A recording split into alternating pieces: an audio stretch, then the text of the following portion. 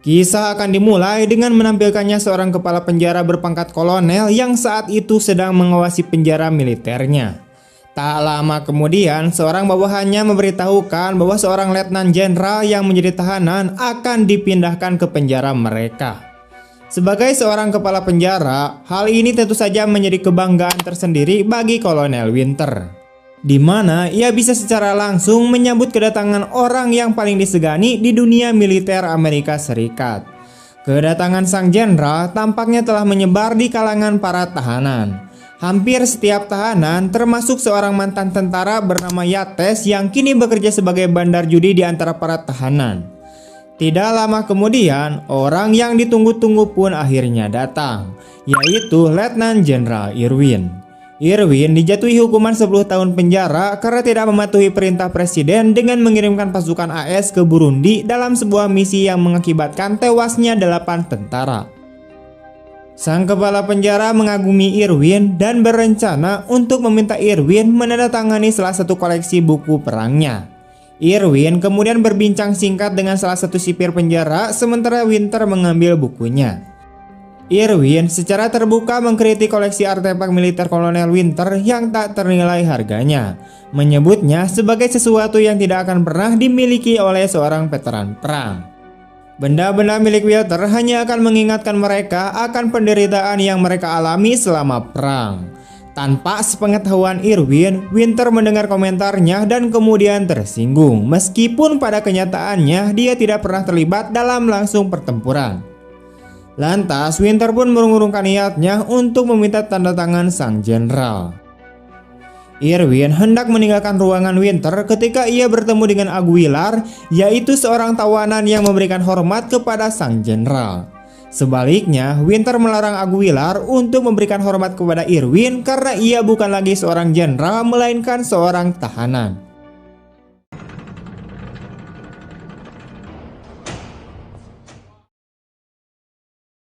Keesokan harinya, ketika semua tahanan berada di lapangan untuk melakukan kegiatan bebas mereka, sebuah pertengkaran terjadi dan mengakibatkan kerusuhan. Irwin menyaksikan dari pinggir lapangan ketika alarm peringatan berbunyi dan para penjaga penjara berusaha menertibkan kekacauan dengan menembak narapidana yang memulai kerusuhan dengan peluru karet.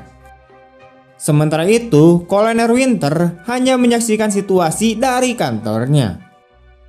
Saat makan siang, para narapidana menemui Jenderal Irwin dan mengadukan penyiksaan yang dilakukan oleh Kolonel Winter dan para sipir, termasuk kematian beberapa narapidana akibat peluru karet. Para tahanan berharap setidaknya Irwin dapat meneruskan keluhan mereka kepada relasi-relasinya di pemerintahan untuk mengambil tindakan tegas terhadap Kolonel Winter dan anak buahnya.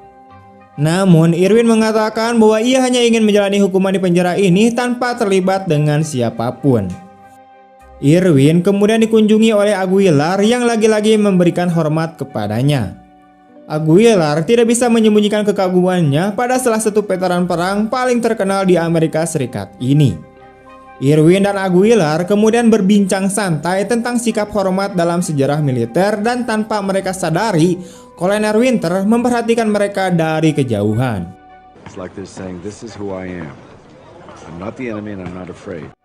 Rasa hormat Aguilar kepada Jenderal Irwin langsung membuat Winter yang sombong menjadi gugup, karena ia takut para narapidana lain akan lebih menghormati Irwin yang hanya seorang narapidana daripada dirinya yang merupakan kepala penjara. Oleh karena itu, untuk mencegah tindakannya dilakukan oleh narapidana lain, ia kemudian memerintahkan Aguilar untuk berdiri di lapangan selama 24 jam penuh sambil memberikan penghormatan ke kantor sipir. Winter bahkan tidak menunda hukuman Aguilar meskipun saat itu hujan turun dengan deras dan pria itu sudah menggigil kedinginan. Merasa kasihan dengan kondisi Aguilar, Irwin menghampirinya dan memintanya untuk berteduh di tengah guyuran hujan. Karena tindakannya itu, Irwin harus menerima teguran dan pemukulan dari penjaga penjara atas perintah Kolonel Winter. Irwin kemudian menegur Winter akan hak-hak yang dimiliki oleh para narapidana selama berada di dalam penjara. Namun Winter langsung membalas perkataannya dengan menyebutkan peraturan-peraturan yang harus dipatuhi oleh para narapidana Salah satunya adalah tidak boleh mengganggu tugas para sipir penjara. Karena kekagumannya pada Irwin sudah luntur sejak mendengar komentar sang jenderal tentang koleksi benda-benda perang miliknya, Winter memerintahkan pria itu untuk mengangkut batu-batu besar. Hukuman yang harus dijalani oleh Irwin tersebut malah dijadikan ajang taruhan oleh Yates, dan para tahanan pun mulai bertaruh apakah sang jenderal mampu menyelesaikan hukumannya atau menyerah di tengah jalan.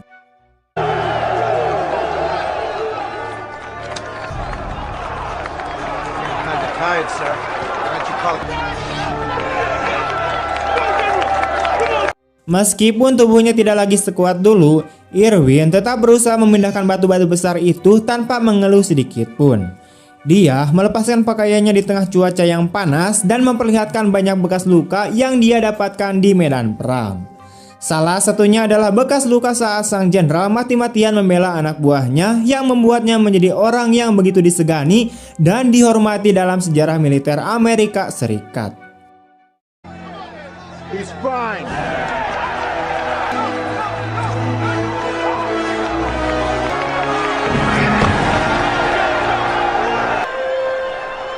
Meskipun hukumannya ditambah menjadi 1 hari penuh dan dia harus mendekam di sel isolasi setelahnya, Irwin tetap berusaha keras untuk menyelesaikan karyanya. Dia kemudian menerima penghormatan dari semua narapidana saat kembali ke sel tahanan.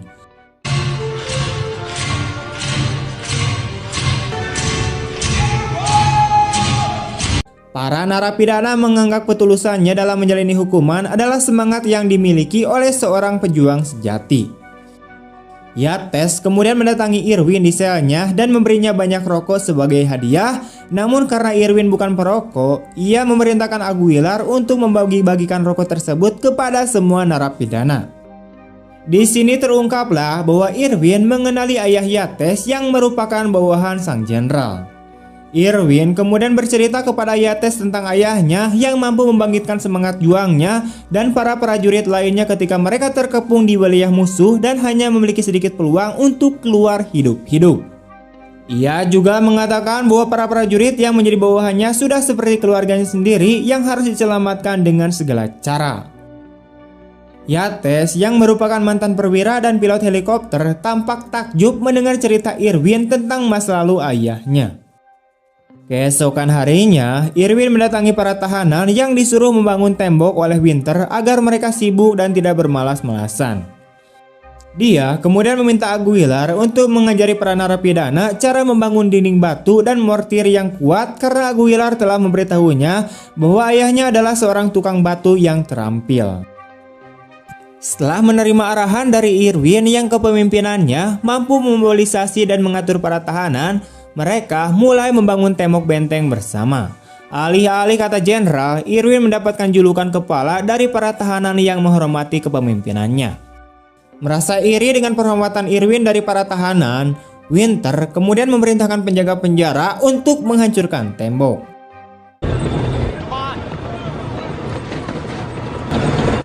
Sound the horn.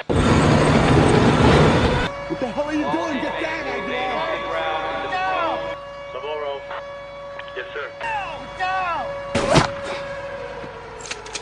Ketika Aguilar menghadang bulldozer, Winter langsung memerintahkan seorang penembak jitu untuk menembakkan peluru karet yang biasanya tidak mematikan tepat ke arah kepala Aguilar. Tembakan itu langsung membunuhnya. Setelah tembok-tembok itu hancur, Irwin dan para narapidana memberikan penghormatan terakhir kepada Aguilar dengan formasi yang sama dengan penghormatan kepada tentara yang gugur di medan perang.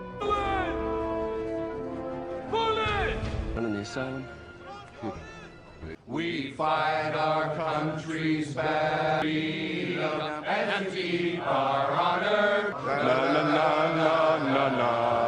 Beberapa waktu kemudian, Winter yang merasa posisinya terancam mendatangi sel tahanan Irwin dan menawarkan sebuah kesepakatan kecil kepadanya agar ia tutup mulut mengenai insiden yang menewaskan Aguilar. Namun, Irwin dengan tegas menolak kesepakatan yang ditawarkan oleh Winter. Bahkan, ia dan para tahanan akan menuntut pengunduran diri Kolonel Winter karena dianggap telah menyalahgunakan jabatannya untuk melakukan kekerasan yang tidak perlu. Mengetahui bahwa para penjaga penjara akan melaporkan tindakan mereka kepada Winter, Para tahanan pun mulai bersikap layaknya tentara di sekitar Irwin dengan menggunakan kata-kata kode dan gerakan tubuh. Dalam kunjungannya ke penjara, Brigadir Jenderal Wheeler yaitu atasan Winter memintanya untuk menepati janjinya saat ia mengeluhkan kondisi Irwin yang dianggap Winter berhalusinasi karena melihat penjara sebagai medan perang yang ingin direbut oleh Irwin dari posisinya sebagai sipir. Di sisi lain, Wheeler yang menghormati Irwin menemui dan berbicara langsung dengan jenderal dengan bintang tersemat di pundaknya itu. Dia mendengarkan keluhan Irwin dan para tahanan tentang kesewenang-wenangan Winter. Wheeler kemudian menyuruhnya untuk mendapatkan bukti yang valid tentang kesalahan Winter sehingga dia dapat mengambil tindakan terhadapnya. Setelah itu, Irwin dan beberapa narapidana yang paling dekat dengannya mulai merencanakan untuk menggulingkan Winter dan mencopotnya dari jabatannya sebagai kepala sipir.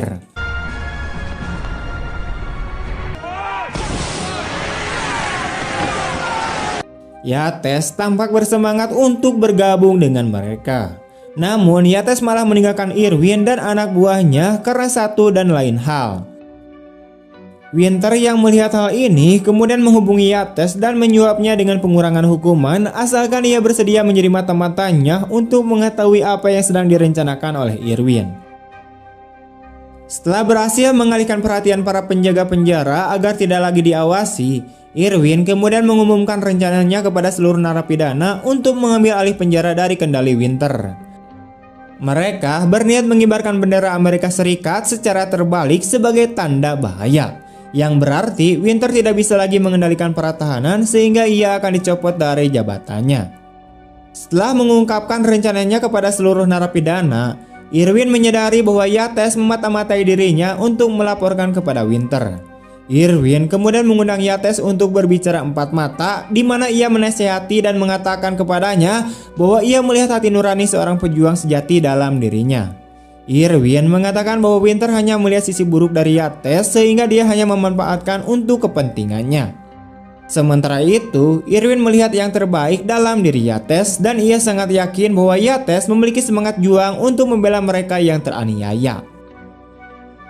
Namun, Yates tidak terlalu peduli dengan perkataan Irwin karena ia segera melaporkan rencananya kepada Winter. Begitu mengetahui rencana Irwin, Winter langsung menyembunyikan bendera tersebut di kantornya. Tak lama setelah itu, seorang narapidana menerobos masuk ke dalam kantor Winter dan menghina Yates sebagai pengkhianat sehingga memaksa Winter dan para ajudannya keluar untuk mengamankan narapidana tersebut. Yates tidak menyia-nyiakan kesempatan itu untuk mencuri bendera dari kantor Winter dan menyembunyikannya. Keesokan harinya, Yates menemui Winter dan mengatakan bahwa Irwin sudah memiliki benderanya dan langsung dijebloskan ke dalam sel isolasi karena ia sebenarnya berada di pihak Irwin. Winter segera memerintahkan hampir semua anak buahnya untuk mengumpulkan para tahanan di lapangan dan mencari bendera tersebut di sel tahanan. Namun, hal ini merupakan bagian dari rencana Irwin untuk mengurung para penjaga penjara di dalam agar para tahanan dapat bergerak lebih leluasa di lapangan.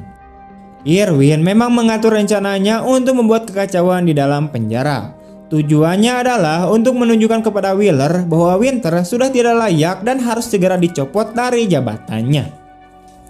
Di sisi lain, Yates berhasil melarikan diri dari sel isolasi tepat saat kerusuhan dimulai.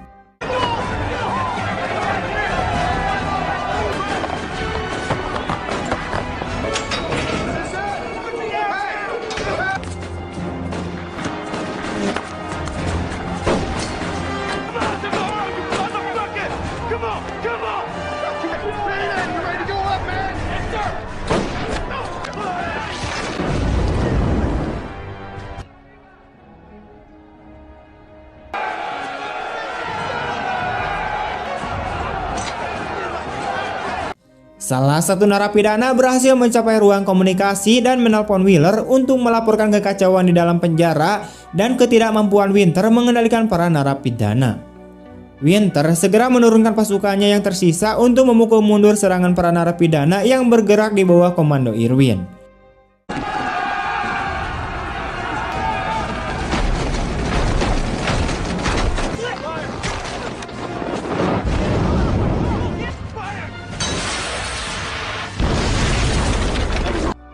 Dengan menggunakan senjata seadanya dan kerjasama yang solid, para narapidana meledakkan kantor Winter dan menggagalkan serangan meriam air dari kendaraan lapis baja.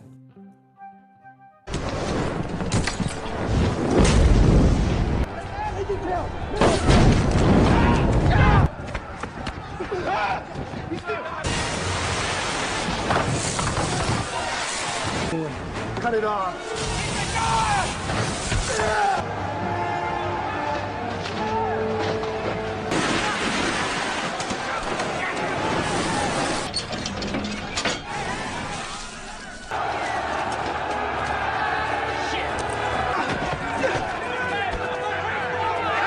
Setelah mengetahui bahwa Wheeler akan tiba dalam waktu 20 menit, Winter segera memerintahkan helikopter untuk menembaki para tahanan dengan amunisi.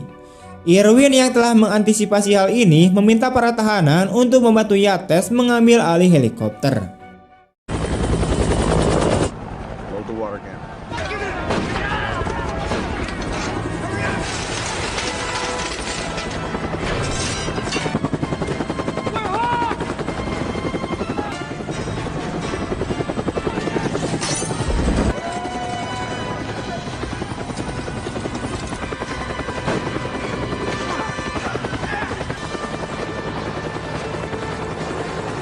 Setelah mengambil alih kendali helikopter, Yates membunuh penembak jitu yang telah membunuh Aguilar.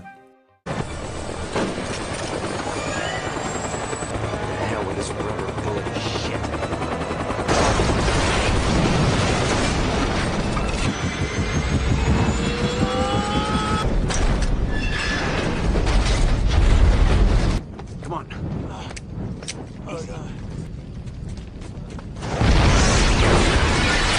Karena semua serangannya berhasil ditangkis oleh Irwin dan para narapidana, Winter akhirnya turun tangan dan memerintahkan seluruh pasukannya untuk mengepung para narapidana dengan todongan senjata karena sipir penjara diperbolehkan menggunakan amunisi mematikan dalam keadaan darurat.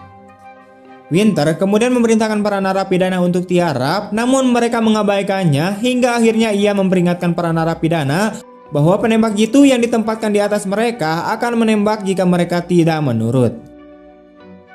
Irwin kemudian memerintahkan rekan-rekannya yang sesama narapidana untuk tiarap, sebab ia tidak ingin ada lagi korban jiwa dan mereka semua segera menuruti permintaan sang jenderal.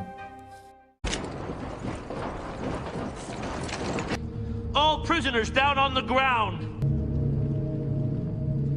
Wait. Men, get down.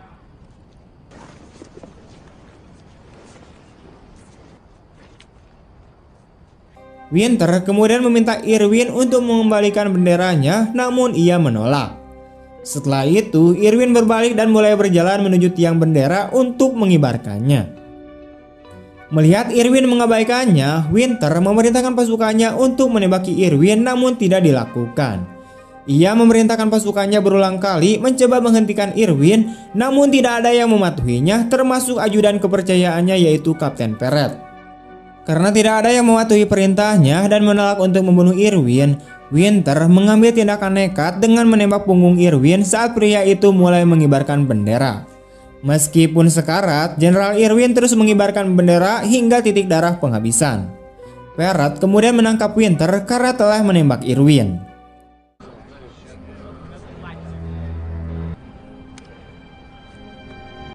Setelah itu, para tahanan yang telah berdiri kembali mulai memberikan hormat kepada bendera.